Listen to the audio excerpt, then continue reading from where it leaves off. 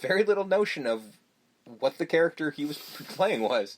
For one scene, he was fitted with a skull cap so that he could pull out his hair in anger, but he had no idea why. I was supposed to be a mad scientist, I thought. What sort of science am I supposed to be doing, and what am I mad about?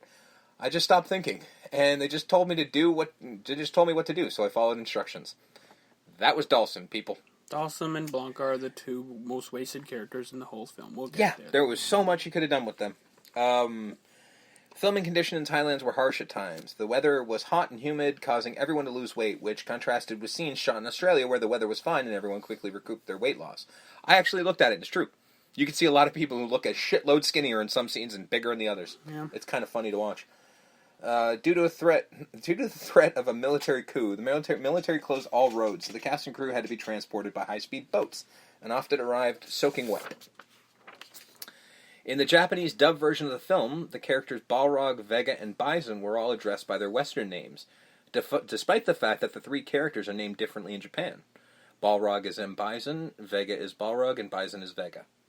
That is the original naming. Yeah. Really. The reasoning, I know why they changed two of them around. I don't know why they changed a third to flip it around. M. Bison was originally Balrog, the boxer. They didn't want a lawsuit in North America. Because that was clearly Mike Tyson. Yeah. So, I can understand, why, but why is, if you're going to do that, okay, you give Bison the name of the main villain. Bison. Right? Yeah, I guess. I see it. But I don't know why they switched it from, because Vega is the all-time, is M. Bison, is our M. Bison is Vega. So to them, Vega is the main guy. But I don't know why. Because why wouldn't he be Balrog then? Why not just, or why wouldn't Vega be the boxer? I don't understand why they switched it around, but whatever. The MPAA gave the first submitted cut of the film an R rating, which was unacceptably high for Capcom, who had stated from the start that it should be a PG-13 film. What was R? Apparently there was a lot of blood. I didn't see any.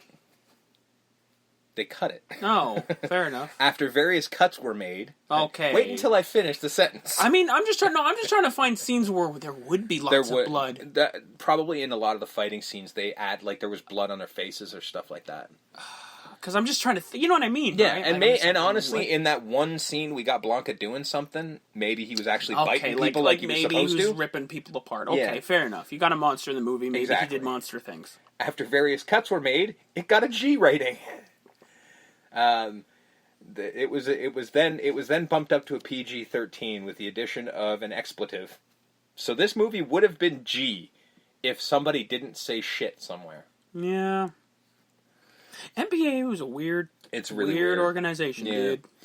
In a post-credits scene, Bison's computer is reactivated from solar power and the revival system restores Bison again. His fist smashes through the rubble, and the computer screen is shown selecting World Domination Replay. The scene was omitted from the theatrical release and altered for the home video release out of deference to Raul Julia, who passed away on October 24th, 1994, 2 months before the release of the film.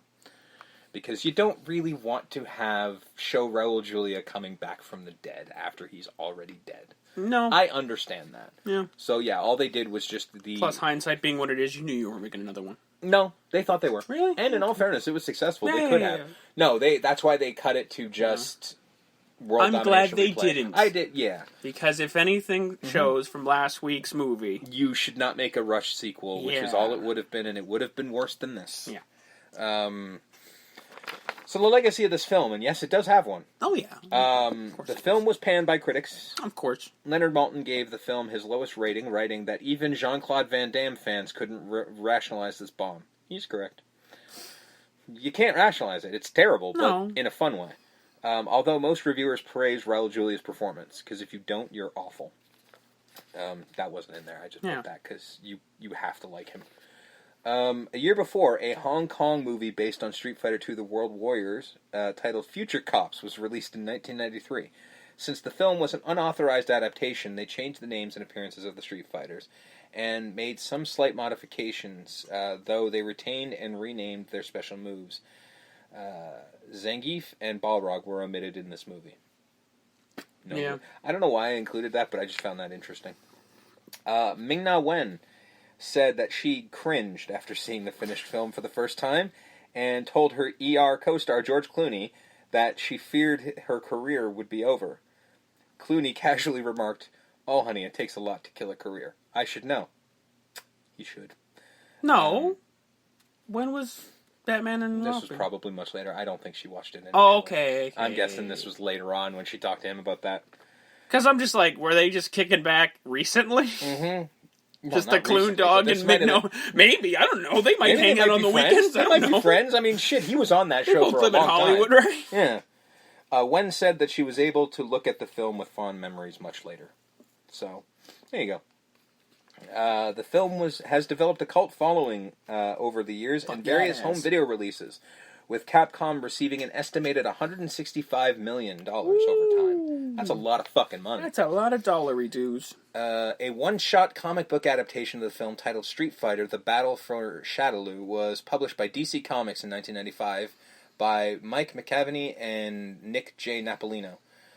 A Japanese one-shot manga adaptation by Takayuki Sakai was also published in the June 1995 issue of Koro Comic Special.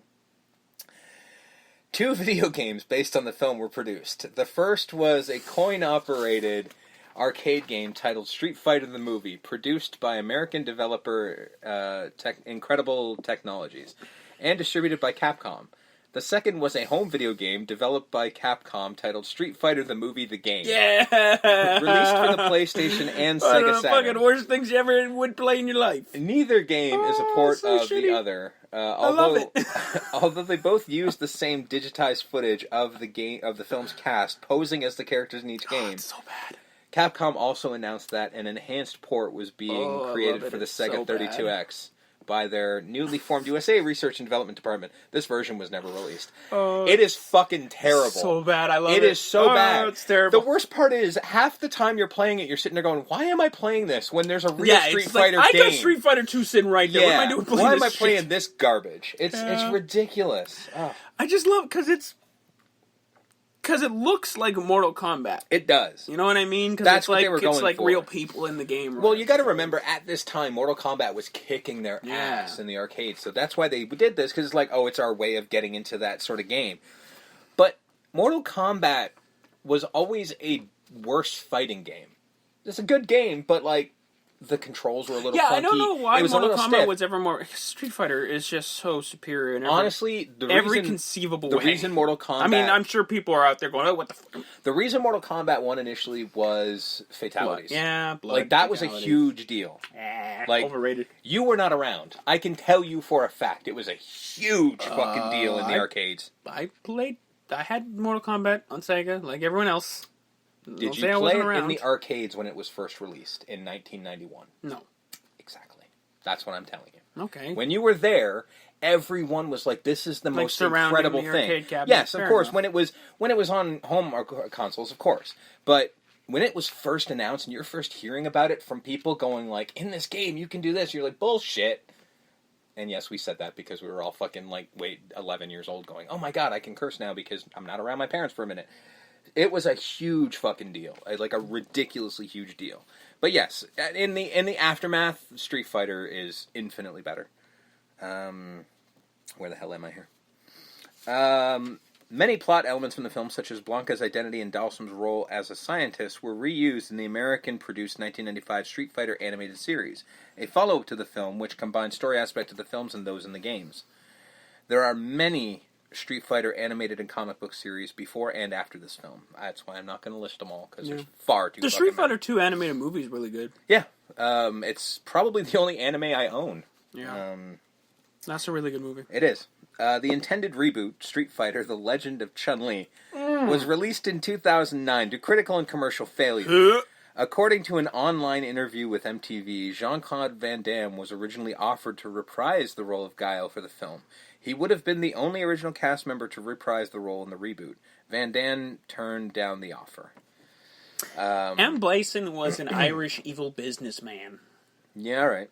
Neil McDonough, I think, had like a lead accent, like a fucking cartoon Irish, like, I'll get you, Chun-Li, and your little friends too, like. Yeah. Jesus. Yeah.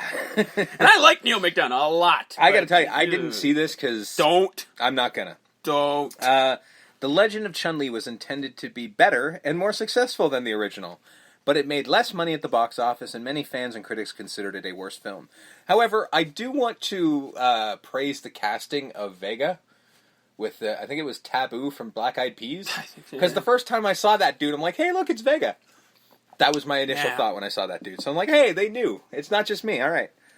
A positively received British television series focusing on Ryu and Ken called Street Fighter Assassin's Fist was released in 2014. Now, this is a rumor.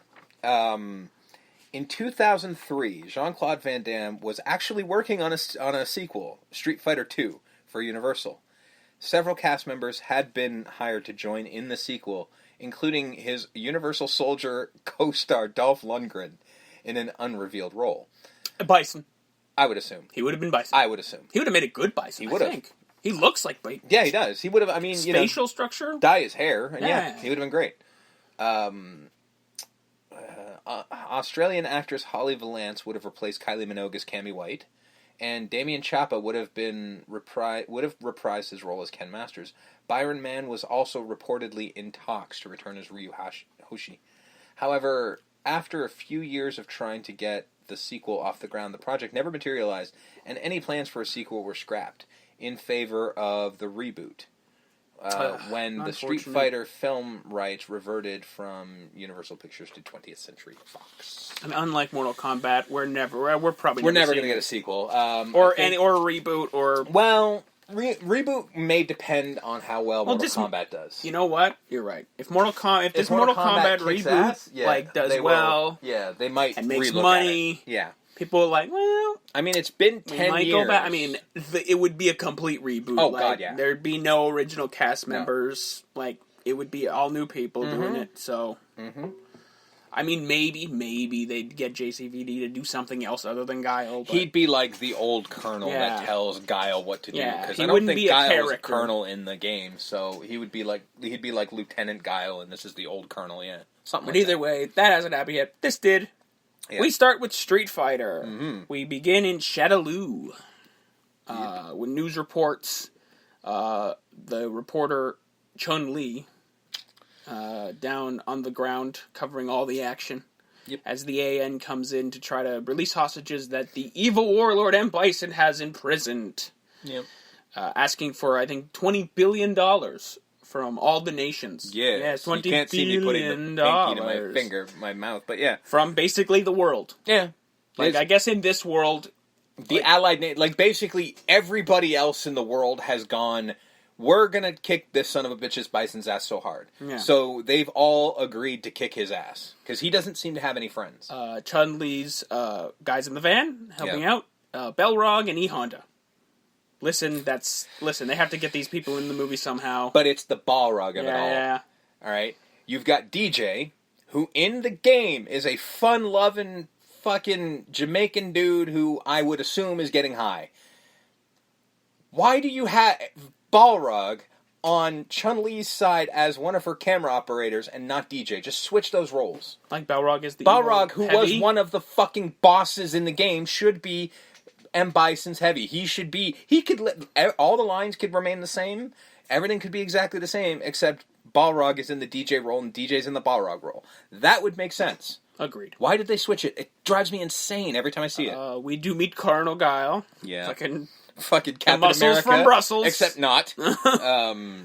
And Bison has captured some AN soldiers. He kills one easily. And I think he kills another one. He does. And then Guile proves he's the worst soldier in the history of soldiers by just being like, I'm gonna, Bison, I'm gonna fuck you up and all this shit. And he goes, and Charlie, don't worry, I'm coming for you. And it's like, because at this point he's taken over the news, which is weird because she wanted him to speak, and he's like, no, really, no. And then he's like, but wait, I do have something to say. I'm like, all right. That's weird. And then he does, and then she's just like, what are you doing? I'm like, this is what you wanted. Because M. Bison hacks in, and they try to and they're having a conversation. They have a conversation. That's where he mentions Charlie. Mm-hmm. And he looks over, Charlie. And he's assuming that he's talking to him. I'm like, how do you... Okay, fair enough. Well, either way. No Carlos, matter what. Charlie, oh. No.